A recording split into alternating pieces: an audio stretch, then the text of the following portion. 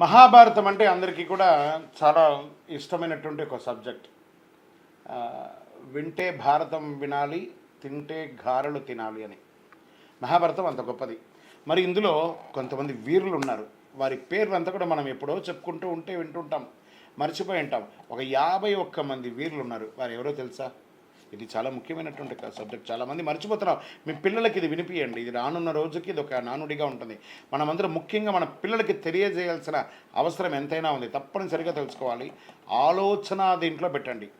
ఆ వీరుల యొక్క పేరుని మనం తెలుసుకుంటాం. కావాలంటే నోట్ చేసుకోండి. సత్యవతి, సంతనుడు, భీష్ముడు, వ్యాసుడు, ధృతరాష్ట్రుడు, పాండురాజు, కుంతీదేవి, గాంధారి, శకుని, కర్ణుడు, ద్రోణాచార్యుడు, శ్రీకృష్ణులు, ధర్మరాజు, భీముడు, అర్జునుడు, నకులుడు, సహదేవుడు, దుర్యోధనుడు, దుశ్శాసనుడు, భానుమతి, అశ్వత్థామ, వసుదేవుడు, శిశుపాలుడు, రుక్మిణీదేవి, కీచకుడు, బలరాముడు, ఏకలవ్యుడు, దేవేంద్రుడు, ఉత్తర, ఘటోద్గచుడు, సైంధవుడు, హిడింబి, ద్రుపదుడు, అభిమన్యుడు, శల్యుడు, ఉగ్రసేనుడు, దుర్వాసుడు, సాత్యకి, కృపాచార్యుడు, జరాసంధుడు, కంసుడు, ఉపపాండవులు, పరీక్షిత్తు మహారాజు, సంజయనుడు,